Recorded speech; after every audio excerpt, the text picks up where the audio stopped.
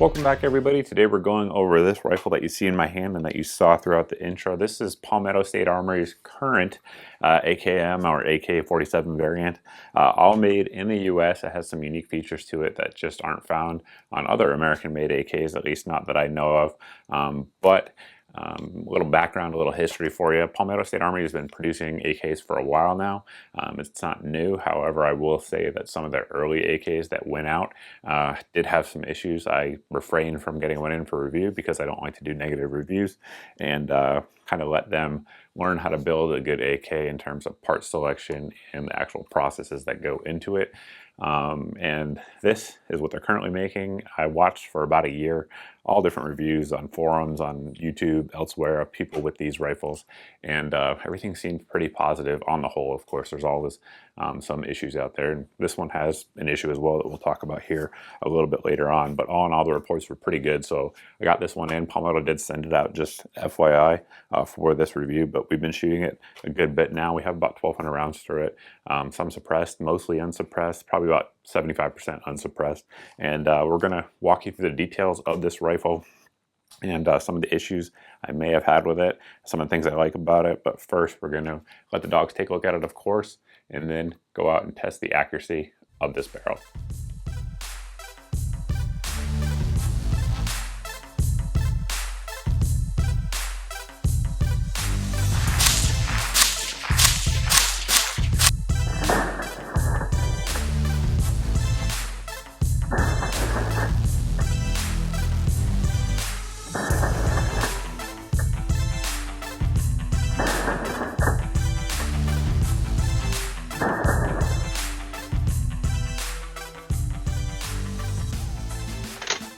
Time to test the accuracy of this rifle in the gun right now. We have some Wolf. This is 123 grain steel case stuff.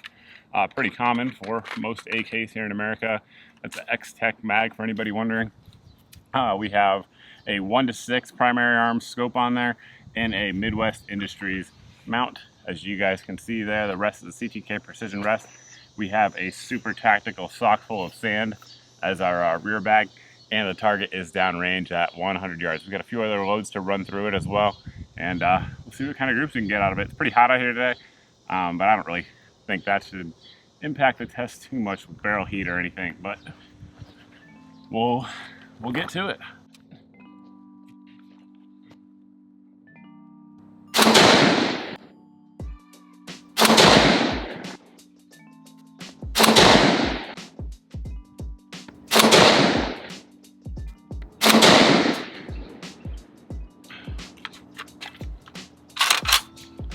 All right, next up we have some Federal American Eagle. This is brass case, 124 grain full metal jacket load. And as you guys can see, it's a Bakelite mag, so it does work just fine with any combat mag I've put in it so far. So that's a good thing in terms of magazine fitment.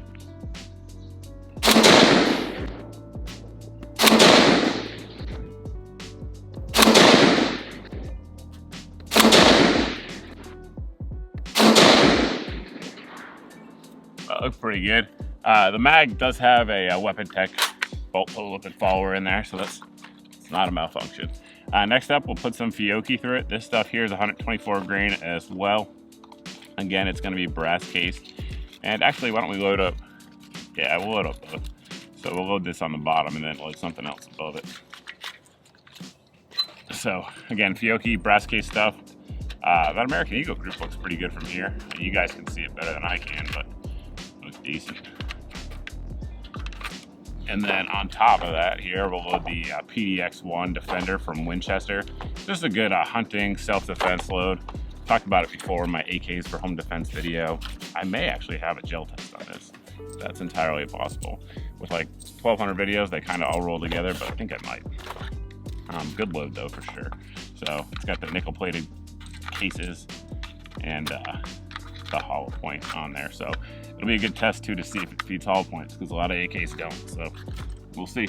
All right, PDX-1 up first.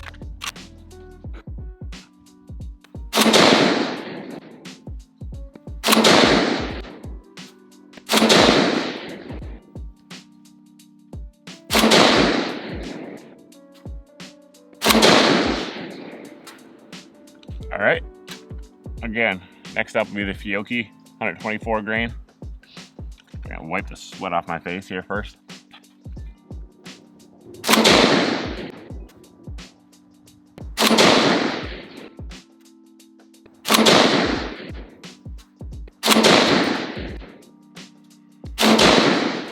Let's go check them out. All right, so we started out with the Wolf down here, and of course steel case stuff. We're coming in right at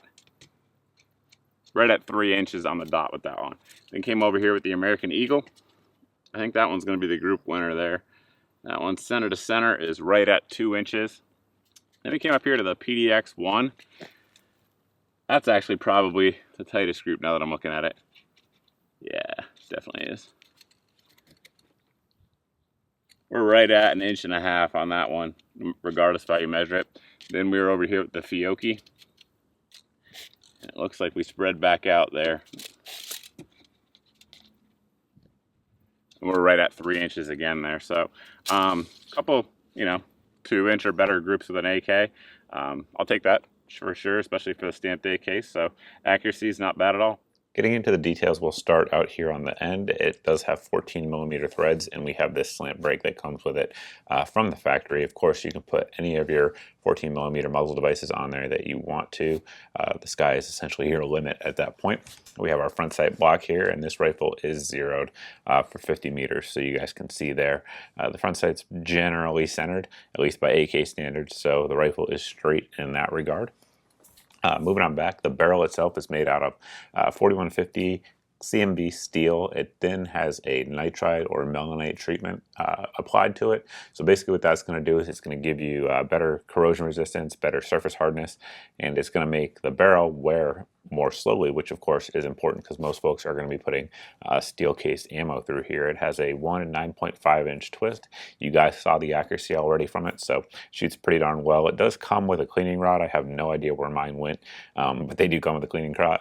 It also has a bayonet lug on there. The gas block is a 45-degree gas block as opposed to the 90-degree. So for those that don't know, AKs originally had a 90-degree gas block that kind of went straight up. This one, of course, goes back.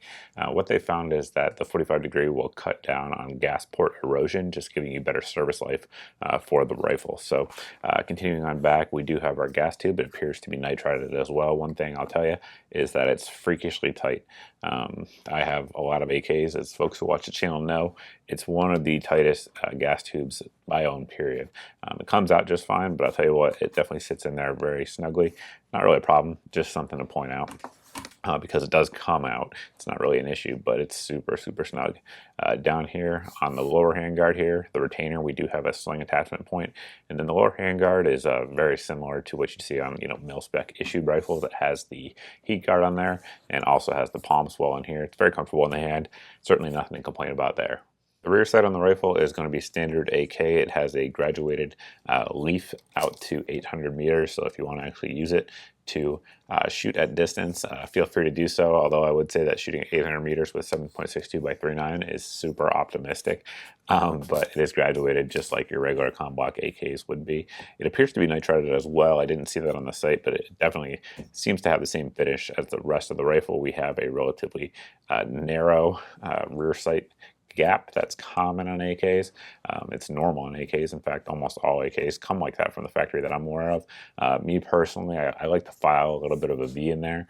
It helps me anyway with accuracy and quick front sight acquisition, but that's me on a tangent going on a rant, so we'll move on. The front trunnion here is made out of one piece of billet steel. I know some of the early guns went out with some cast parts. This is not the case, and one way to sort of ensure that is that you see that little stamp right there. That way you'll know that you have the current production and the current parts processes on your Palmetto State Armory AK. Here we have our standard AK side rail, which is awesome, of course, because there's tons of mounts out there. I use the RS Regulate that you guys saw, but one problem with this particular rifle, not all Palmetto State Armory rifles, of course, mine was not exactly in line with the bore. So I tried to mount an Aimpoint Pro on there, and it didn't have enough elevation adjustment to be able to line up and actually zero. That was with an RS Regulate mount, I should say. But with the primary arms 1 to 6, as you guys saw, there was plenty of adjustment room. So it's not quite on. I would imagine it's just going to be the optic that you choose as the variable there.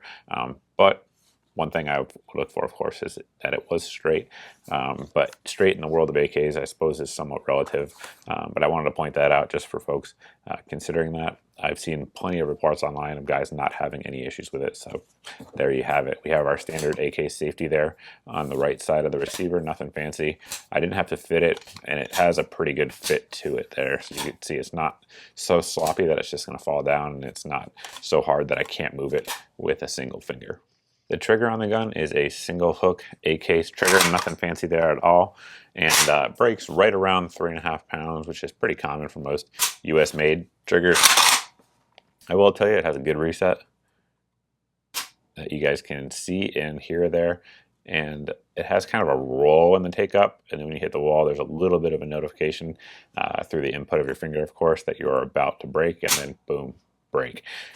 So pretty standard US made AK trigger anyway, which generally speaking are all pretty good. This one here is no exception. The stock is going to be a standard Warsaw length stock, and it does have the traditional rib there on the back, and it also has the place to store your cleaning kit should you choose to do so. We have our sling attachment point here on the left side, just like up there on the left side of the handguard. Again, traditional AK stuff. In line with that, we also have a US made grip there that you guys see. Again, it's standard ComBlock stuff. It's similar in profile to what you're going to see on Romanian, Bulgarian, and other countries' AKs. Disassembly, of course, standard AK stuff. Nothing too fancy going on there. We're going to push back here on the little button that holds the top cover in place and pull it up. And we do have a rib top cover that you guys can see there, sort of the modern take on the AK top cover. We're going to pull our recoil spring and guide rod out, and then we'll pull our bolt and carrier out. Now, one thing I know folks always want to see with US made AKs is the wear patterns, and I will tell you this rifle here has better wear patterns than pretty much any AK I've owned with a similar round count. We're right at about 1,200 rounds with this thing, if I didn't say that already in the video, and the wear is almost nothing. I don't know how they did that, some sort of magic AK sauce that they put in there, but the bolt itself is made out of billet steel, just like that front trunnion that we talked about. It appears to be nitrided. I think that may be one of the reasons we don't see a ton of wear on there, just that nitride treatment. Also, of course, I do lubricate my rifles pretty generously, as anybody who watches my cleaning video knows. The carrier itself is actually hammer forged steel, and you guys can see almost no wear marks in there at all. And, I mean, I shot this rifle suppressed for about 300 rounds, and that's going to add to it as well. No abnormal wear marks rather out there on the carrier.